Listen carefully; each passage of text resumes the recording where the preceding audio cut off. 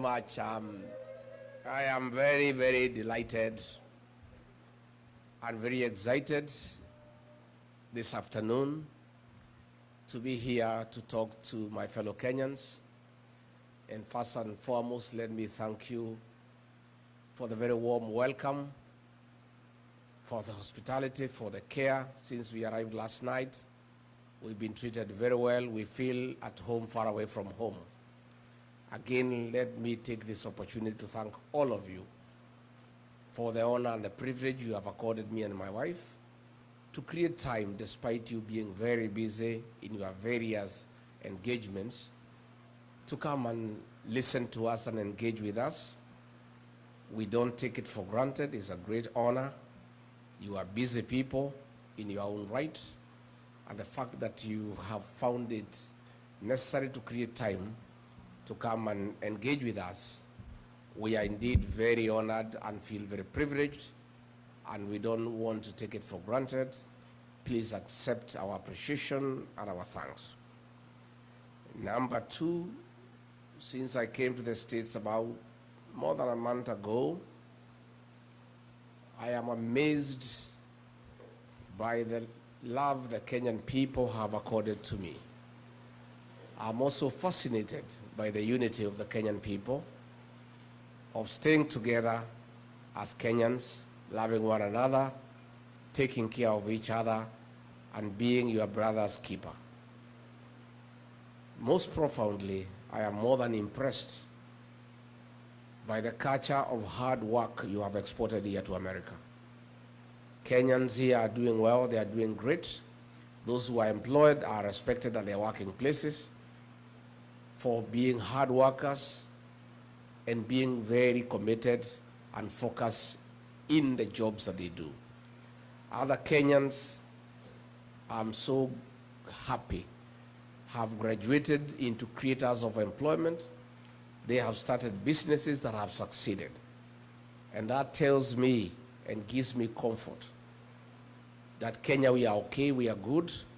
If we are given the right opportunity, the right environment, working systems, Kenyans can thrive and succeed anywhere in the world.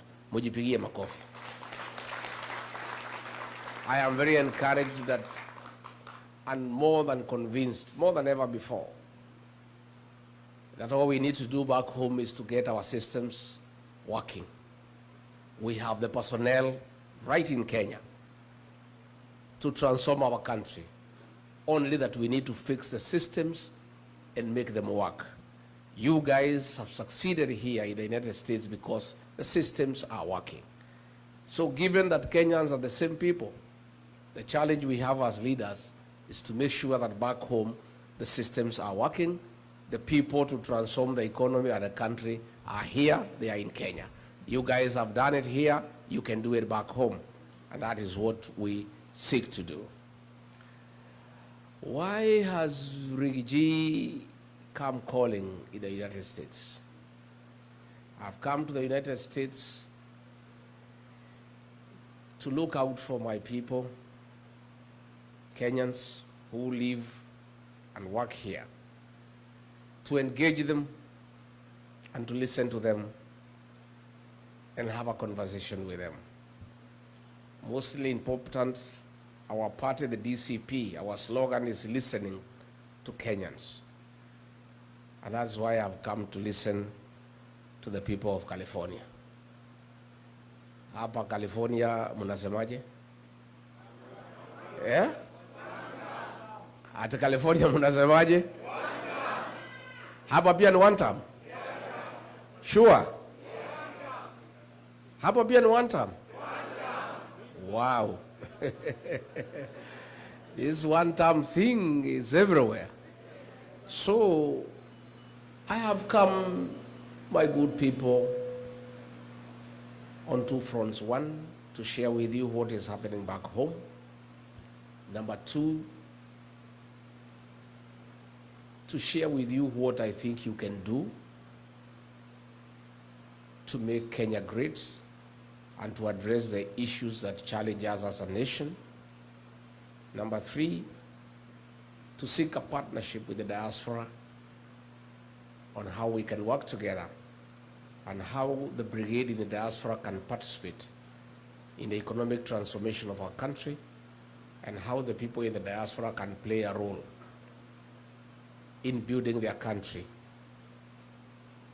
and making sure that Kenya gets nearer what is happening here in the United States.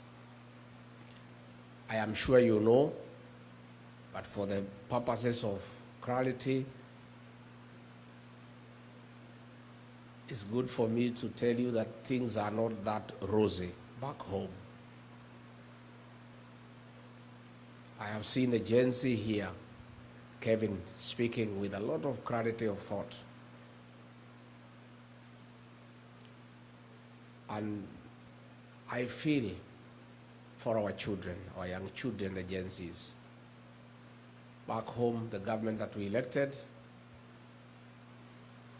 in August 2022 has turned against our young people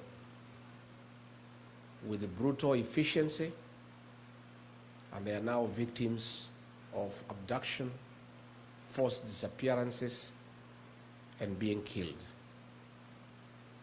Their crime, speaking out, demanding good governance, transparency, and accountability for their parents, for their siblings, and for the Kenyan people. A government that was elected on the platform of being democratic, of respecting the rule of law and constitutionalism, has turned against its own people. And sadly, the young ones. Brutal as the colonial government was, but very brutal.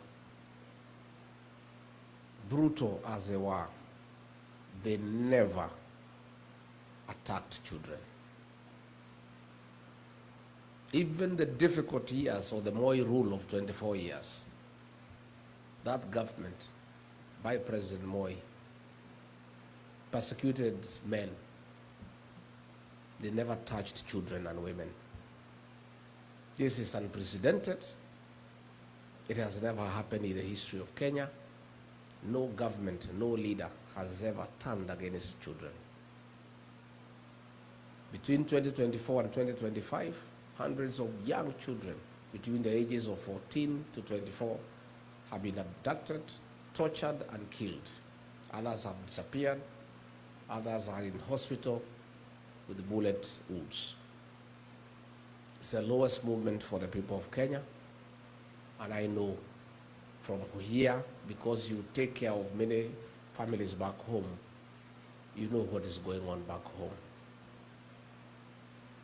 And what is shocking is the sheer impunity of the leadership, to an extent that a minister in charge of interior, against the Constitution, has given orders to police to shoot, to kill.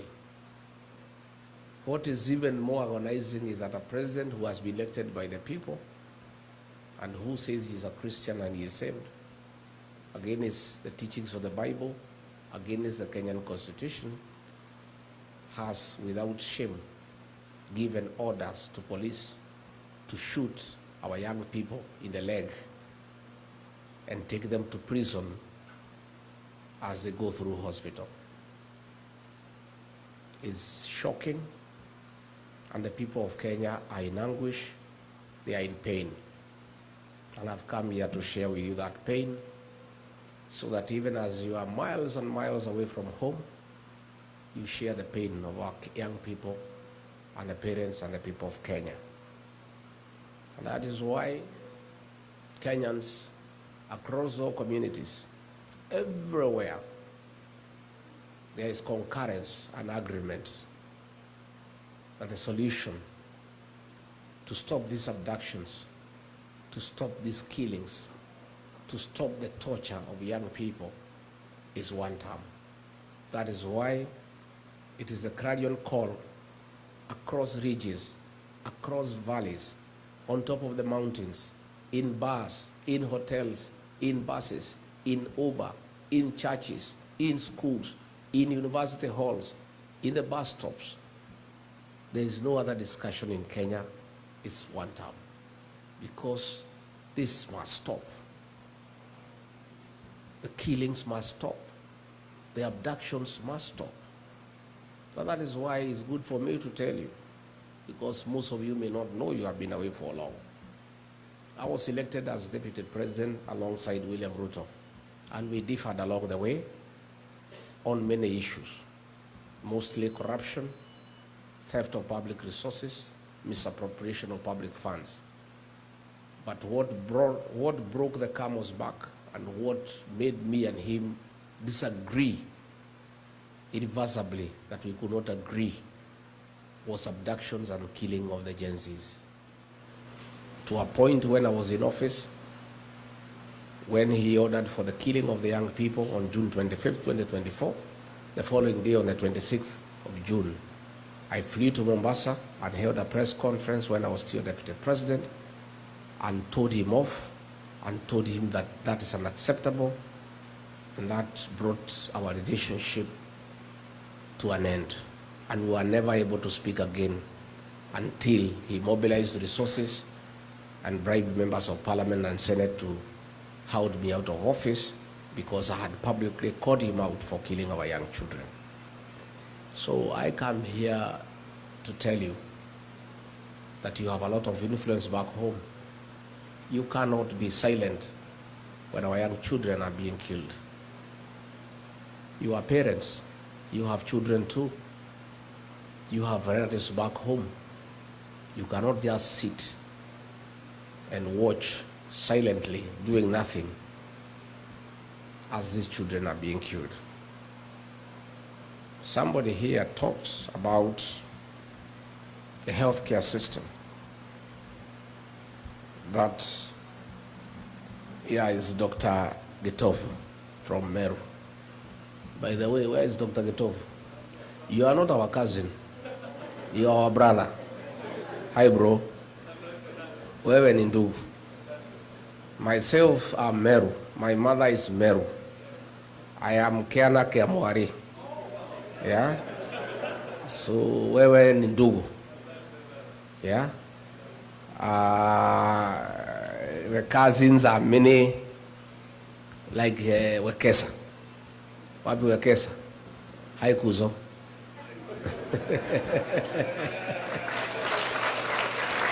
Thank you. And let me tell you, this cousin movement is the greatest thing to have ever happened in Kenya. Because our cousins have been misused by Raila for a long time. Long time. Every election cycle, he has been mobilizing my cousins from the Mlembe nation, from the Kamba nation, from the Luya nation, from the Kisi nation, from the Mijikenda nation, from the Taita nation, and mobilizing all those cousins and cheating them that he's taking them to Canaan. And because people have Canaan, my cousins fell for it for many years. The minute he gets there, he doesn't intend to be president. He has no such intention. He's not interested. He likes power, but with no responsibility. He doesn't want to take responsibility. So he creates problems. He is invited into government and starts eating. And that is why, like now, he is quiet. Because he's a very good observer of good manners. When you are on the table eating, you don't talk. So these cousins now have found their way as a family. And now all the cousins are talking the same language. So I saw Tinga the other day crying about cousins. He was crying in a funeral. Instead of mourning the late Phoebe Asio, he was mourning the loss of cousins from his grip. Because these cousins were mechanuka. And, you know, the other day when he brought problems, he was invited to the table by Ruto to eat together. He forgot all the cousins and went alone. Yet he wanted these cousins to wait for him to mislead them every election. So whoever Tinga, well, let me tell you, don't talk about cousins. Keep off family matters. Hii ni mambo ya familia, si ndio? Mambo ya familia usiingilie wewe. So the cousin movement is a great thing, and all cousins, all in-laws, all the people of Kenya are one family now. And all the people of Kenya now are cousins opposed to abductions and extrajudicial killings, and they are all speaking the same language. So Gitobu talked about healthcare. We had a system called NHIF.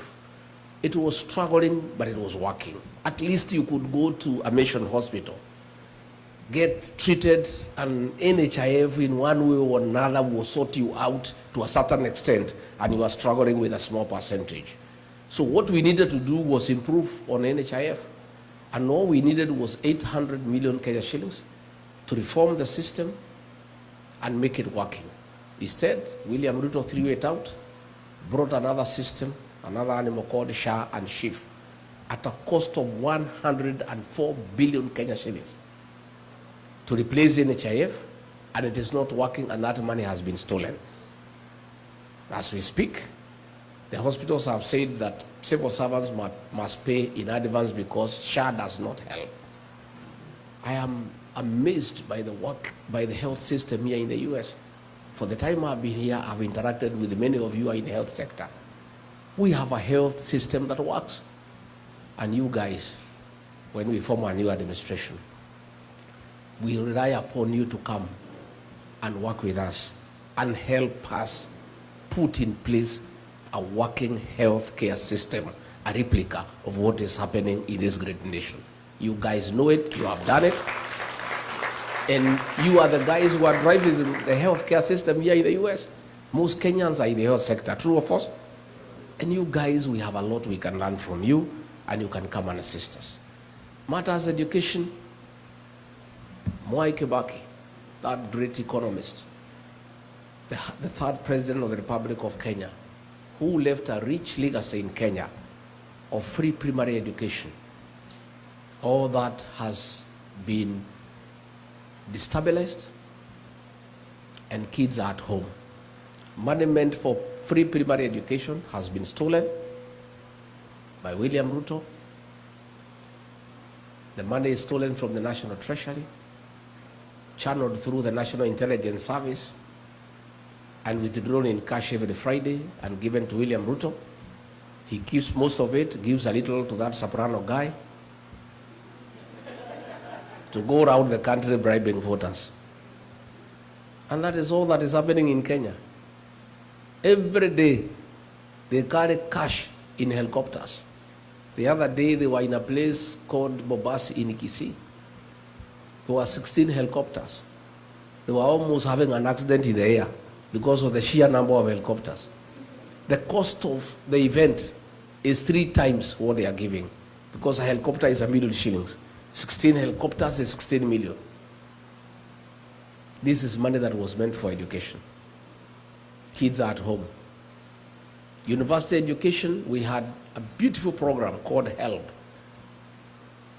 Higher Education Loans Board. Most of you are beneficiaries, I included.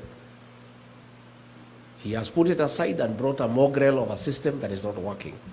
Most of our kids are at home. They cannot access university education.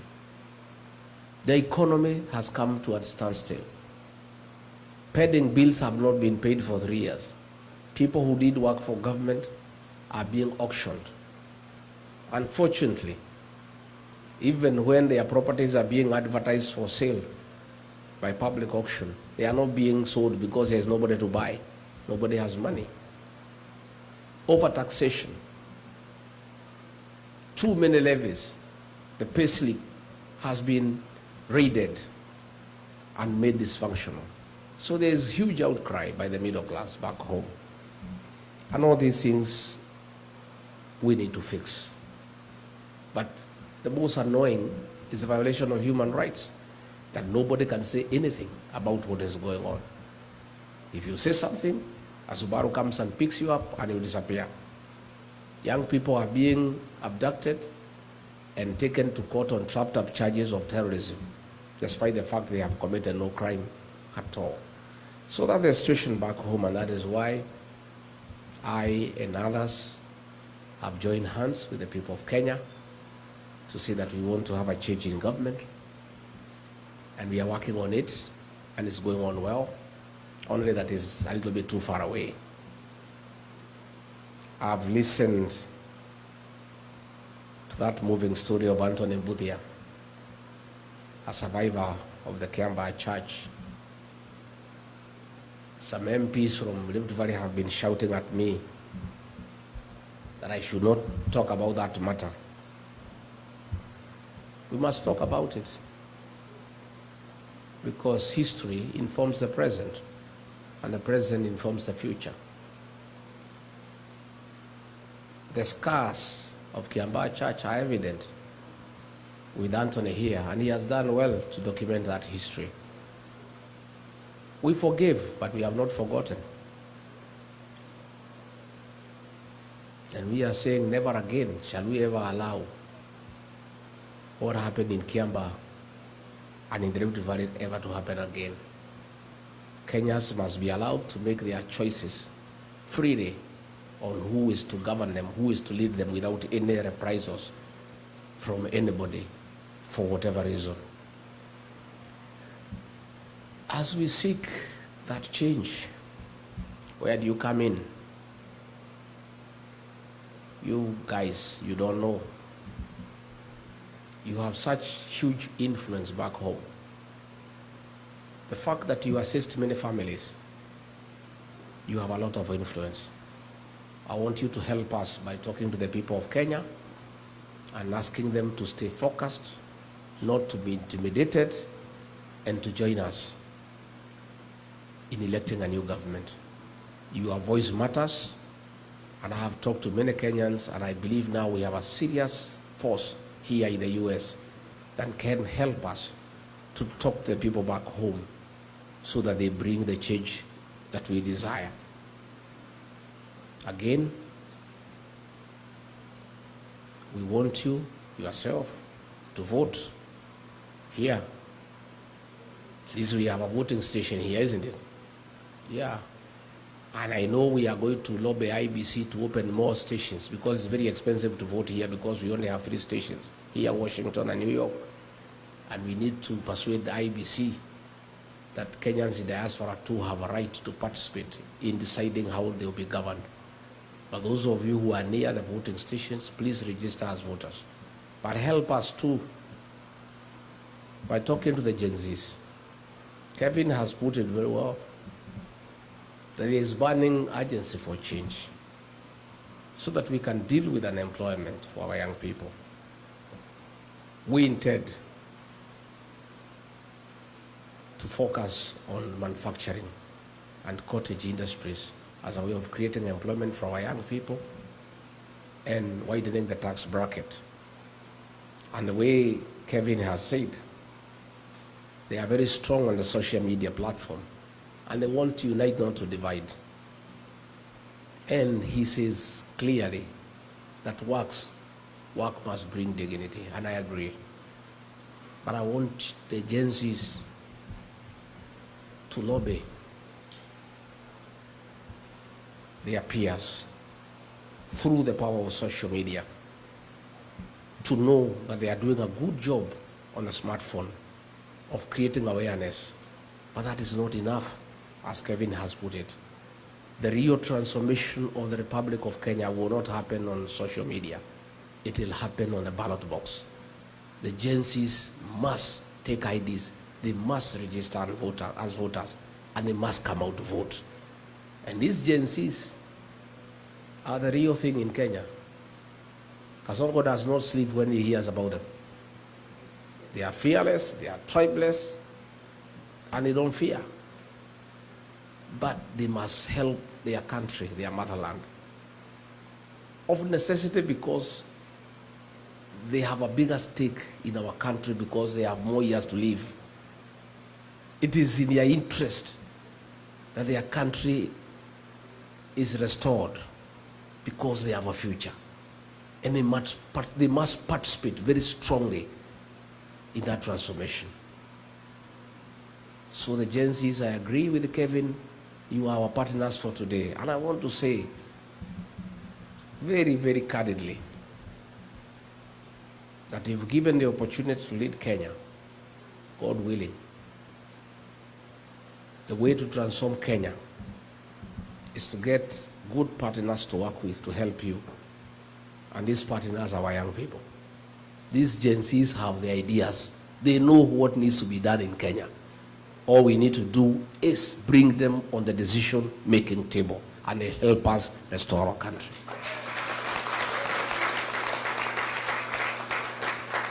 So the Gen Zs in Rigiji, you have a serious partner. I have fought for you. I disagreed with William Ruto because I stood with you and for you at your lowest. When the president was saying you are criminals and you are treasoners, when he has been saying you should be shot in the leg, when Mukomen has been asking police to shoot you, to kill you, Rigiji has stood with you. I'm somebody you can trust, that I want to secure your place on the decision-making table so that together we transform our country. And I have very serious intentions to work with the young people. And if you look at the guys I work with back home, already you can see that intention. The leaders around me are young, very young. In fact, in my absence in Kenya, they are giving Kasongo sleepless nights. In fact, he would rather I went back because I'm just one. Those guys, Akina John Medo, you know Medo? Those guys are brutal. Akina Gasheri, Akina Karungo Wathango, Akina Ngogoyo, Akina Muku, young people. Already I have seen how effective it is to have young people working with you. If given an opportunity by the people of Kenya to be president or to be part of that government, I want to commit that in my government, my administration, the Gen Zs, the millennials, will be part of that government, and they'll be right there making decisions. Yeah? In fact, mimi sasa ni mzee kiasi. I'm approaching, I'll be 62 by that time. And I've worked very hard. I've really worked very hard in my life. I've not been very lucky. Whatever I get, I don't get it easily. I work hard for it. Hata ile nilitafuta hii deputy president, nikatafuta wakaninyang'anya. Yeah? Lakini ni mzuri, walinyang'anya ndio nipate ile yenyewe. Si ndio? I am feeling I don't want to work as hard. But since I'll be given a responsibility, how would you not work hard and still be responsible? Because I cannot be like Raila. The guy wants to sit on the table, he doesn't want to be responsible. I want to be responsible, but I don't want to work too hard.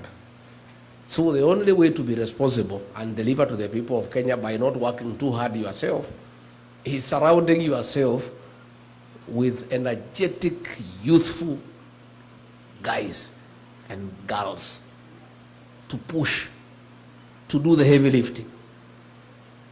Mimi nitatafuta hao watoto, vijana na wasichana wengi, niweke ma PS, ma CS, kila pahali, ma CEO. Kazi yangu ni kukutana nao Monday na kuwapatia the vision, wanasukuma, tunagombea notes on Friday. Wakisukuma sana, I call them, I slow them down, wasikibize inchi sana. That will be my work. And I'm telling you, I'll succeed. These guys are great. And they know what we need to do. And they have the resolve. And they will not be wasteful. They will not, be luxurious. These are guys you can bring into government. And they don't need big mansions. They can stay in the flats. They can use Uber to come to work. And they are not bothered about those big things that ministers and PSs want to have in offices. So we can still bring meaningful change by having a serious workforce of young people who are not wasteful and who are not having hang-ups about power and privileges. I want to say the diaspora people, I've come here to tell you that I want you to be my partners in the new administration because it's the right thing to do and it's wise to do that. In the 1970s, coffee was #1 foreign exchange earner for our country.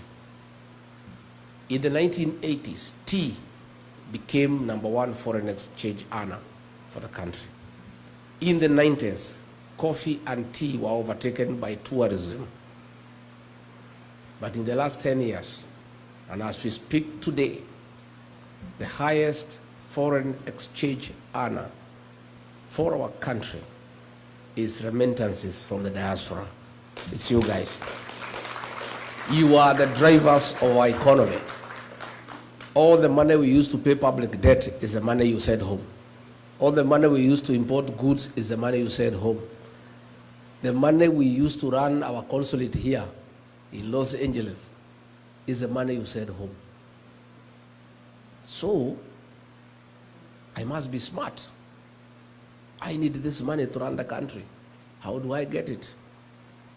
I am a dairy farmer. Cows produce milk because you take care of them. If you don't take care of the dairy cow, it will not give you any milk. You must be nice to the cow. You must give it hay, give it dairy meal, give it lucerne. Nowadays, we are giving them mattresses to sleep on so that they don't feel cold at night. Some farmers are even very creative. They play to them country music, Don Williams and Ken Rogers, to get milk out of the cows. You are the dairy cow of the Kenyan economy. We must take care of you for you to bring money back home. And I don't think you are going to agree to bring back money home to a government that is killing your children. You are not going to agree to send money back home for it to be given to Soprano to bribe voters. You are not going to bring back money home for it to be stolen. We must have a government that is responsible and transparent and is using public funds prudently. I intend to have a conversation with you going forward. And this is just by the beginning of creating networks with you people, where we can discuss special packages for people in diaspora to invest back home. How do we encourage you to bring back money home? Can we discuss of a diaspora bond where we give you certain interest rates that are higher than the country where you are working? Can we do away with the issue of double taxation, because it is wrong for you to pay taxes in America and tax the same money back home? How do we encourage you to start factories and cottage industries back home? Can we give you a tax holiday where you don't have to pay taxes for 10 years after you establish your factory to encourage you to invest way back home? So this is a discussion that I want to have with you along the way. Are you ready to have that discussion? Yes. And I am saying, if you get it right by engaging the diaspora brigade and agreeing, you don't need to borrow money from anybody else. You guys have the dollars that we need.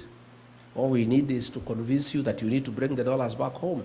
I was discussing with people in Texas, and already they have started to look into the possibilities of establishing a huge bank for the diaspora here in the US with branches in Kenya and elsewhere in the world, so that the plots you have at home, the land you have at home, when you want to borrow some money to invest here, you can use the plot and the land back at home as security to enable you borrow money to use here in the States. So this is a discussion that we are going to have going forward. Again, we want to involve you in running our government. What a better way to run the consulate here in LA than asking you guys to run it. You guys have been here for 30 years, 25 years. You know everything here. You know the way Kenyans need to stay. You know how to get business in California. You know how to stay these wazungu so that they can agree to invest back home. I don't think it is wise to look for an ambassador, a consular general, for 4 years. The first one here, he needs to settle down, look for a house, get to know his way around here, get to know a school for his children, 1 year, it's over. The second year, start making friends and networking and understanding what goes on. The third year, start now putting up a blueprint on how to market Kenya here in California and in America. Then the fourth year, before he starts implementing, his 4-year term is gone. But if you get a guy here who has stayed here for 25 years, appoint him or her as Consular General on Monday, and he or she reports to office on Tuesday, by Wednesday, business is going on. True or false? Because you know your way around here. Yeah. I want to give a commitment to the diaspora people that in our administration, you are the guys who will run our embassies abroad. Yeah. So that it is easy for you because you love your country and you know your way around here and you have the networks and you understand exactly what needs to be done and you don't need anybody to teach you. And I think we'll have very, very impactful and efficient diplomatic representation of our country abroad if we involve the people who are living in those countries and who understand what goes on. So I want to partner with you. Others, you come back home and join us in the national government. Come and take a job as a PS, come and be a CEO. If you have succeeded here, I was in the Silicon Valley the day before yesterday, the whole day. I went to Google, I went to Meta.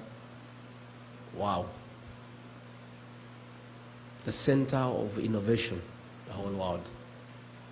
I found 35 Kenyans at Meta, senior executives who are driving innovation and creativity, who are driving that big corporate. They know what needs to be done on artificial intelligence. They know exactly what we can do to make Kenya a very serious tech hub that will be admired by the rest of the continent. And they are doing it in America and they have succeeded. Then back home, the Minister for ICT is William Kabogo.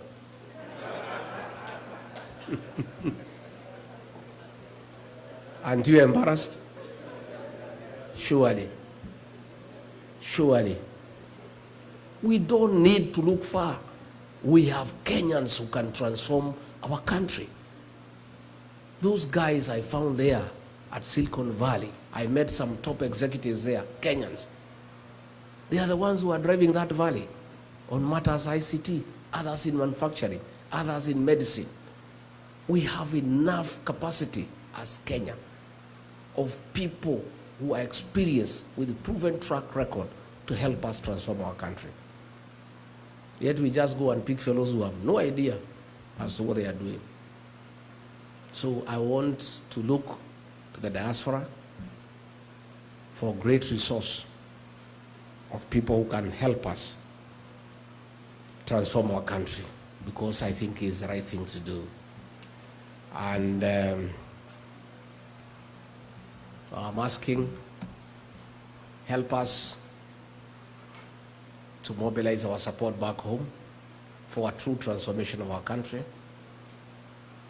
And Wekesa, our cousin, the Mlebe Nation is good. I was there for 4 days, and it's one term. From Vihiga to Kakamega to Busia to Bungoma to Trans Nzoia. All we need to do is stick together. My brothers, George Natebea, Eugene Wambalo, and Cleophas Malala to stay together so that they can provide leadership, you know.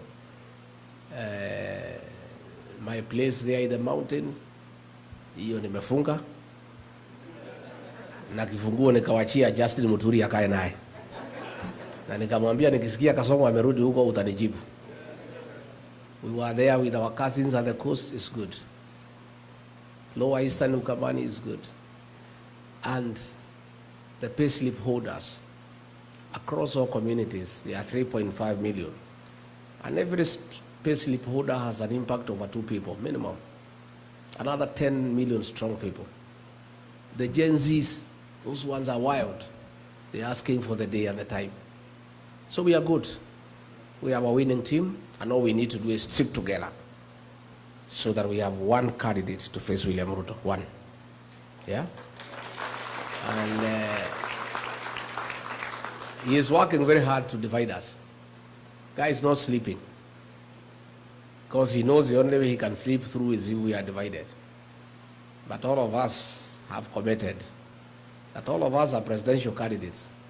But towards the end, we'll sit down and agree on one candidate. And Rick G has given a commitment that in case the formula does not favor me, and I'm not the one picked to be the flag bearer, I and my supporters, who are in millions, will unconditionally support the candidate whom we have agreed on.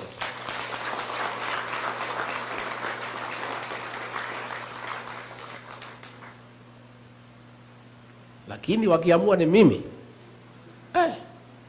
hii jamaa nitamkimbiza kama baisikeli ya kuibiwa. Yeah, and I can tell you that commitment is there and you should not be worried. Please pray for us and support our party, the DCP. Our slogan is listening to Kenyans, listening to the ground, because leadership is about listening to the people. When you are elected, your employers are the people who have elected you. And you must listen to your employer. All of you, wherever you are employed, you must listen to your employer. And that is what I do. I listen to the people. Since I came to the US, I'm a better leader than when I came. I've listened to many people, and I've written. And I'm going through the notes. I am a better person than when I left Nairobi. By agreeing to listen.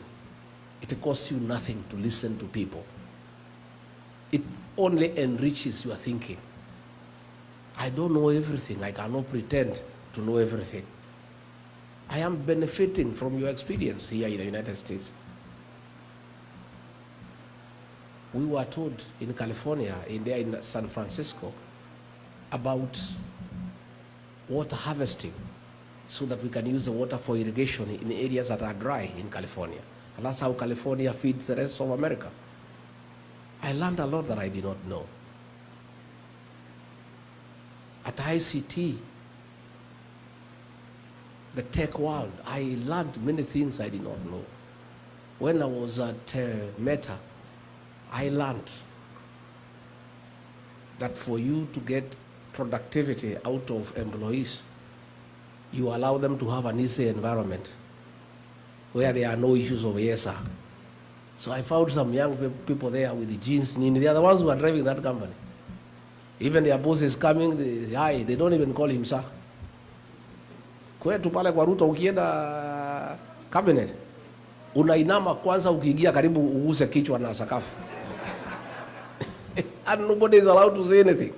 In that cabinet, I'm the only guy who was speaking.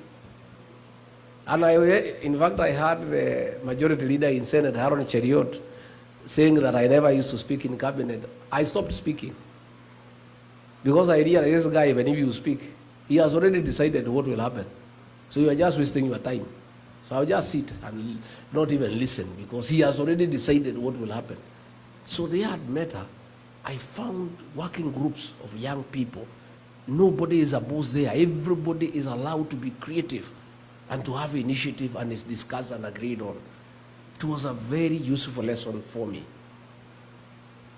That given a chance to lead Kenya, I'll create such an environment even within cabinet, even among PSs. I just allow people to talk and be easy so that they are able to be creative and productive, and they can be useful to the country.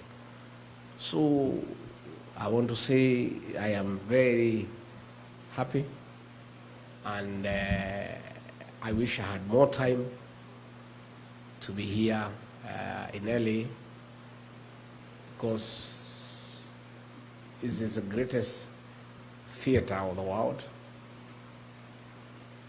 where all the stars in film, in music are. Yeah? I'm walking around with the people here to see whether I can meet one of them. Yeah, I would have loved to be here, a longer time, but I'll come. I've really enjoyed since I came. People are very nice. They are very kind to us. And I would also have wanted time to visit the filmmaking industry to see what we can borrow from here for the purposes of exporting that experience and knowledge to our country, where we allow people to make films and to be productive.